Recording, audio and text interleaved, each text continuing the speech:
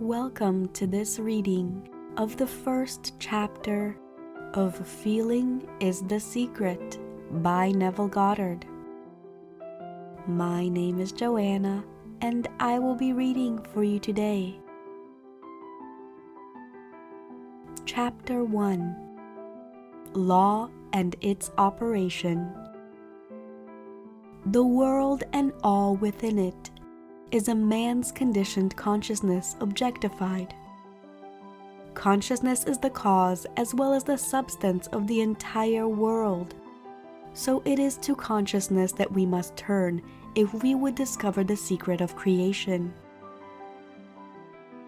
Knowledge of the law of consciousness and the method of operating this law will enable you to accomplish all you desire in life. Armed with a working knowledge of this law, you can build and maintain an ideal world. Consciousness is the one and only reality, not figuratively, but actually. This reality may, for the sake of clarity, be likened unto a stream which is divided into two parts, the conscious and the subconscious. In order to intelligently operate the law of consciousness, it is necessary to understand the relationship between the conscious and the subconscious. The conscious is personal and selective. The subconscious is impersonal and non-selective. The conscious is the realm of effect. The subconscious is the realm of cause. These two aspects are the male and female divisions of consciousness. The conscious is male, the subconscious is female. The conscious generates ideas and impresses these ideas on the subconscious. The subconscious receives ideas and gives form and expression to them. By this law, first receiving an idea and then impressing the idea conceived on the subconscious, all things evolve out of consciousness. And without this sequence, there is not anything made that is made. The conscious impresses the subconscious, while the subconscious expresses all that is impressed upon it. The subconscious does not originate ideas, but accepts as true those which the conscious mind feels to be true, and, in a way known only to itself, objectifies the accepted ideas. Therefore, through his power to imagine and feel, and his freedom to choose the idea he will entertain, man has control over creation. Control of the subconscious is accomplished through control of your ideas and feelings. The mechanism of creation is hidden in the very depth of the subconscious, the female aspect or womb of creation. The subconscious transcends reason and is independent of induction. It contemplates a feeling as a fact existing within itself, and on this assumption proceeds to give expression to it. The creative process begins with an idea, and its cycle runs its course as a feeling and ends in a volition to act. Ideas are impressed on the subconscious through the medium of feeling. No idea can be impressed on the subconscious until it is felt, but once felt, be it good, bad, or indifferent, it must be expressed. Feeling is the one and only medium through which ideas are conveyed to the subconscious. Therefore, the man who does not control his feeling may easily impress the subconscious with undesirable states. By control of feelings is not meant restraint or suppression of your feeling, but rather the disciplining of self to imagine and entertain only such feeling as contributes to your happiness. Control of your feeling is all important to a full and happy life. Never entertain an undesirable feeling, nor think sympathetically about wrong in any shape or form. Do not dwell on the imperfection of yourself or others. To do so is to impress the subconscious with these limitations. What you do not want done unto you, do not feel that it is done unto you or another. This is the whole law of a full and happy life. Everything else is commentary. Every feeling makes a subconscious impression, and unless it is counteracted by a more powerful feeling of an opposite nature, must be expressed. The dominant of two feelings is the one expressed. I am healthy is a stronger feeling than I will be healthy. To feel I will be is to confess I am not. I am is stronger than I am not. What you feel you are always dominates what you feel you would like to be. Therefore, to be realized, the wish must be felt as a state that is, rather than a state that is not. Sensation precedes manifestation and is the foundation upon which all manifestation rests. Be careful of your moods and feelings, for there is an unbroken connection between your feelings and your visible world. Your body is an emotional filter and bears the unmistakable marks of your prevalent emotions. Emotional disturbances, especially suppressed emotions, are the causes of all disease. To feel intensely about a wrong without voicing or expressing that feeling is the beginning of disease. Dis-ease in both body and environment. Do not entertain the feeling of regret or failure, for frustration or detachment from your objective results in disease. Think feelingly only of the state you desire to realize.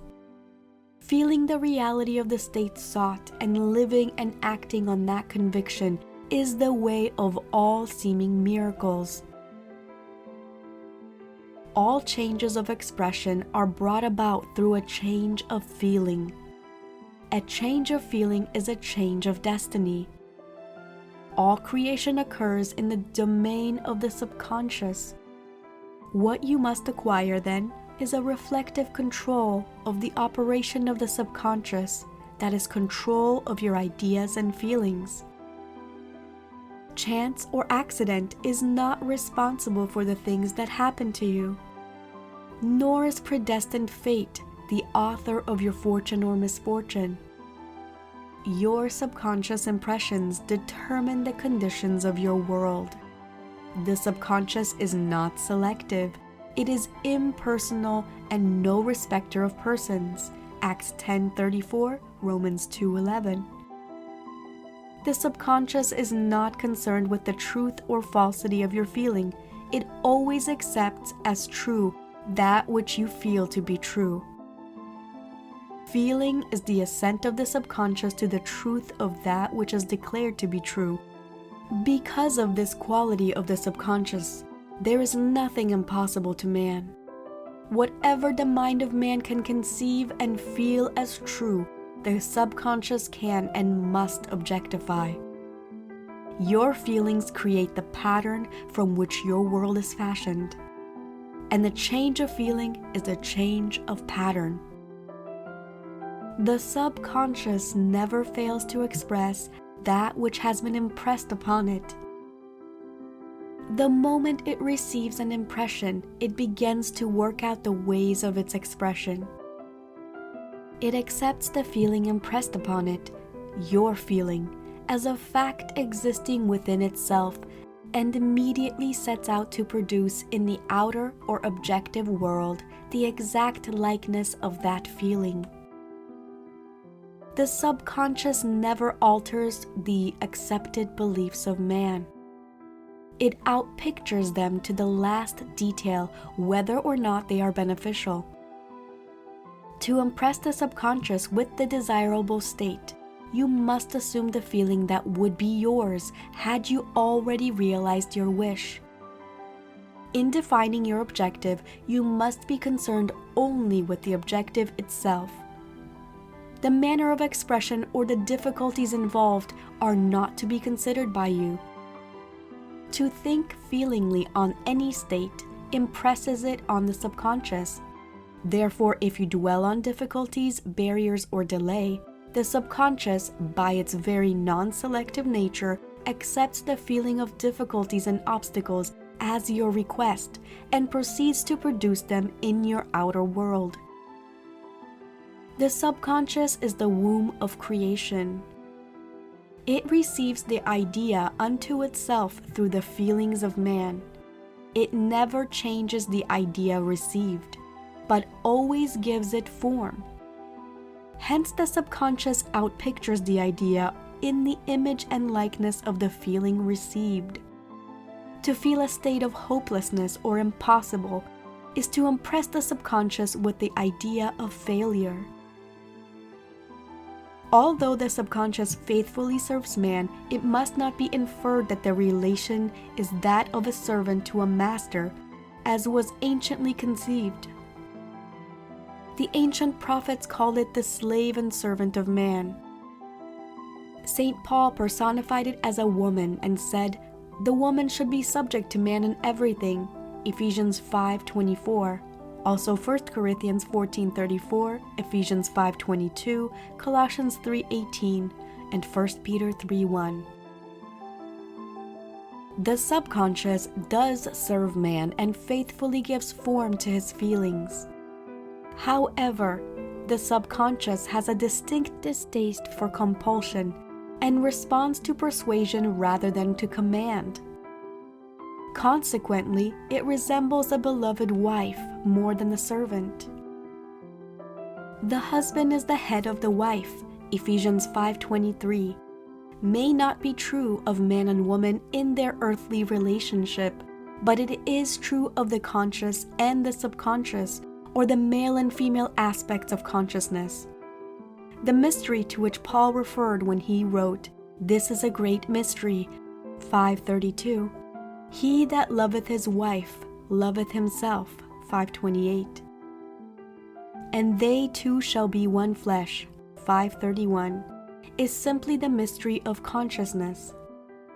Consciousness is really one and undivided, but for creation's sake it appears to be divided into two.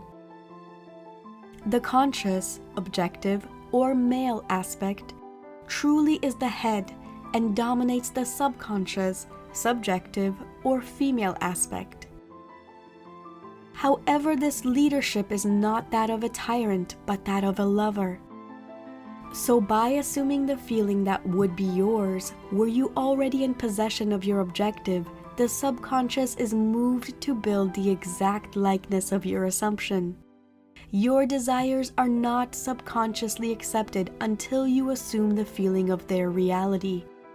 For only through feeling is an idea subconsciously accepted, and only through this subconscious acceptance is it ever expressed. It is easier to ascribe your feeling to events in the world than to admit that the conditions of the world reflect your feeling. However, it is eternally true that the outside mirrors the inside. As within, so without. As above, so below. As below, so above. As within, so without. As without, so within. Correspondence. The second of 7 principles of Hermes Trismegistus. A man can receive nothing unless it is given him from heaven, John 3:27, and the kingdom of heaven is within you, Luke 17:21. Nothing comes from without. All things come from within, from the subconscious. It is impossible for you to see other than the contents of your consciousness. Your world in its every detail is your consciousness objectified. Objective states bear witness of subconscious impressions. A change of impression results in a change of expression. The conscious accepts as true that which you feel as true, and because creation is the result of subconscious impressions, you, by your feeling, determine creation. You are already that which you want to be, and your refusal to believe this is the only reason you do not see it. To seek on the outside for that which you do not feel you are is to seek in vain. For we never find that which we want, we find only that which we are. In short, you express and you have only that which you are conscious of being or possessing. To him that hath it is given, Matthew 13:12, 25:29, Mark 4:25, Luke 8:18, 19:26. Denying the evidence of the senses and appropriating the feeling of the wish fulfilled is the way to the realization of your desire. Mastery of self-control of your thoughts and feelings is your highest achievement. However, until perfect self-control is attained, so that in spite of appearances you feel all that you want to feel, use sleep and prayer to aid you in realizing your desired states. These are the two gateways into the conscious. End of chapter 1. Thank you for listening to this reading of the first chapter of Feeling is the Secret by Neville Goddard. Comment below, what is your biggest takeaway from today's reading? If you liked this video, found it helpful or valuable in any way, hit that thumbs up button. And if you're new to this channel, don't forget to hit that subscribe button and the bell notification icon to get notified every time I upload a new video. Because this year I am committed to helping you gain mastery over your mind and emotions. See you in the next video. Bye!